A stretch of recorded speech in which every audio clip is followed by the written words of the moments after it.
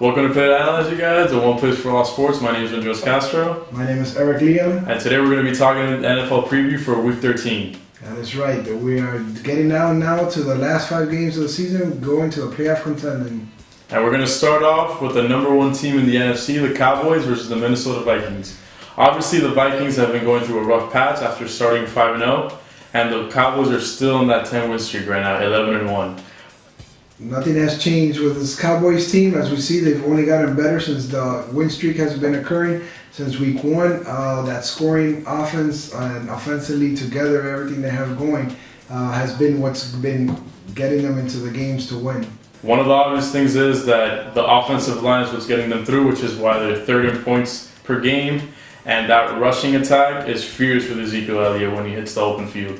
Then we have to look also at the defensive, what they have been doing, because normally in the years past, their defense has been a struggle, but this year they have been able to match somewhat with their offense, and I would say that they're there in the top 10 defensively with when it counts rushing offense, rushing defense, and yards given up per game. Which we look at the Minnesota team, and they're pretty much struggling on offense, so that could be a factor. And if you really think about it, they're struggling in all senses, the Vikings. They started off after being one of the most potent Super Bowl caliber defenses, and the only actual Super Bowl player they have is Xavier Rhodes, the X Factor. And this guy, he's been doing it all.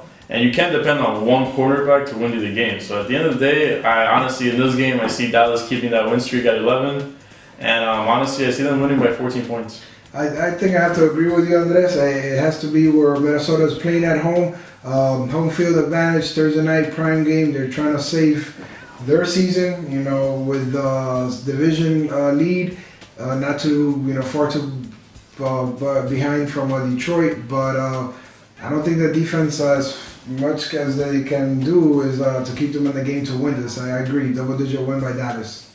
Perfect. Now we move on to the Chiefs versus the Falcons.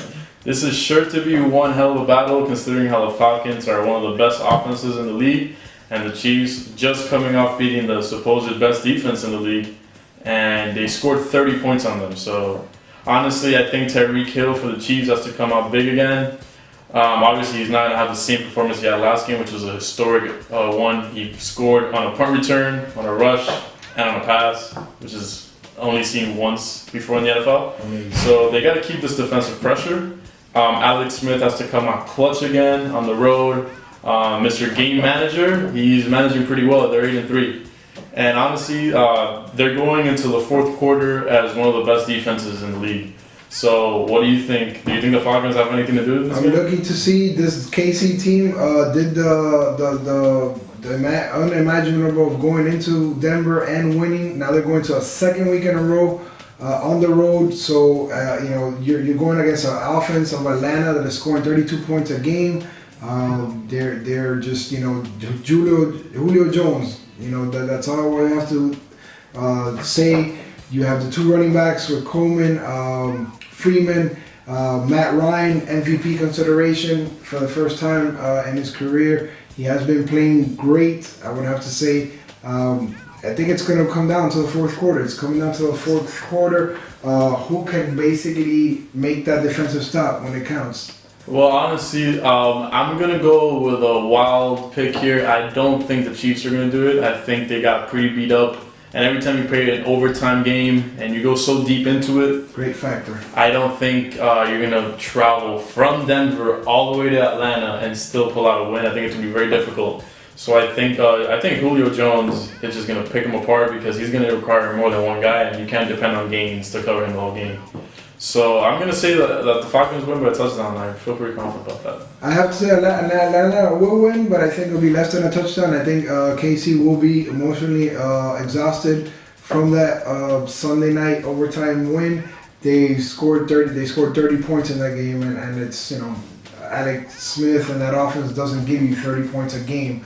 So if they're gonna go in there and beat Atlanta, they have to score, and that might be the deciding factor where they won't be able to score. So I would have to agree Atlanta, but by less than 7 points. Okay. All right. And now we're going to the Dolphins and Baltimore. The streaky Dolphins have done the unimaginable after starting 1-4. They won 6 games in a row. And this is coming from a Miami guy. I still don't think they're gonna do anything, but that's just because of the history they've given us. But I definitely do believe in Adam Gase.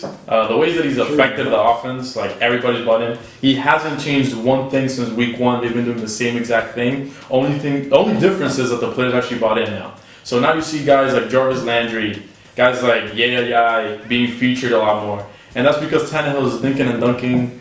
He's setting up everything. Tight end Sims is playing amazingly. Nobody can tackle this guy. He's really underappreciated in the team, and until they finally use him right, they're going to actually have a potent offense in the AFC. Possibly challenge the Patriots. I don't see that happening. That's a stretch, but whatever. But honestly, in this game, I see Cameron Wake and Sue wreaking havoc, just because the Baltimore Ravens don't necessarily have any running threat. So after that, if you're constantly being told that you're gonna pass the ball, and you have these two monsters in the line, they're just gonna eat you up, and they don't necessarily have a big offensive line either. So yeah, I agree. I think Joe Flacco here, at home he plays better, but that Baltimore offense and our team tends to just lay an egg. They're inconsistent. One game good, one game not. And I think this is a game that they really need. It comes down to what can they do against that rolling Miami team that is on a win streak, as we say. Gase has that team playing well together. They're scoring 27 points a game, and during that win streak. So what is Baltimore going to match up with them? I see a big play maybe from Steve Smith, Mike Wallace, the veterans on the outside. But that's that cannot happen all day. They need a running game. How much can they offer? How much can they offer? Honestly, and if you look into it, if you want to say maybe Flacco's going to come in the clutch in the fourth quarter, I don't think so.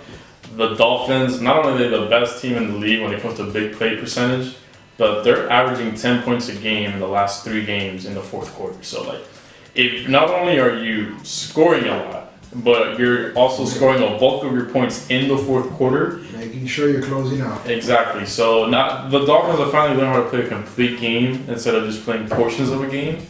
So that's what's definitely helped them get to 7-4 and finally in a wild card spot. Definitely. So I think we go with Miami in this one. I think so too. I think it's going to be actually a pretty hefty win. I don't think it's going to be all that challenging. I'll say by a touchdown because I don't think they're going to go all that crazy on Baltimore, but I'll say a touchdown or 10 points. A touchdown and field goal. Sounds good to me. 7-game win streak. That's right. Right now we go to the last game, and this is there's 2 ways to see this. You actually have the best wide receiver committees going against each other, or you have the class of 2014. 2004. 2004, my bad. But honestly, this game, the Giants versus Steelers, the Giant lover can start off. I can tell you much different Giants team from beginning of the season when they were 3-2 and they had a lot of deficiencies going on, but during this win streak, everything's coming down. The penalties are down, and the defense finally playing together. What Jerry Reese envisioned when he paid out that money in the offseason to the high-priced free agents. They've had more takeaways, which is a big concern coming into the first 5 games of the season. I think it's about 21 takeaways in the last few games or something to that effect.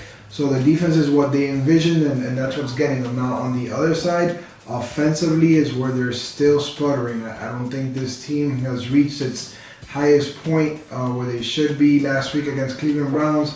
31st ranked defense, and they couldn't, muster much offense. As a matter of fact, the defense even scored and contributed to the scoring to make it, the final touchdown at 28 points. So I think it's going to come down to a lot on the Giants side. They basically just, the running game right now is really, really, really not where it should be for that offense to be helped out. So if the running game is not there, it's going to be counted on Eli on the road to throw more than 30-something times.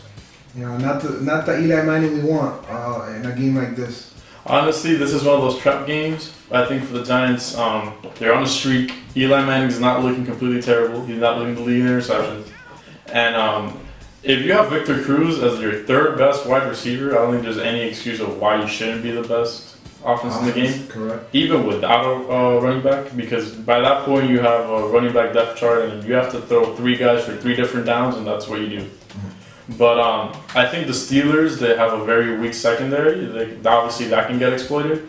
But their offense is also lethal. You have Antonio Brown. You have the best running back in the game, Le'Veon Bell, if he were injured and suspended. This guy can catch and run the ball, so like, try to defend that.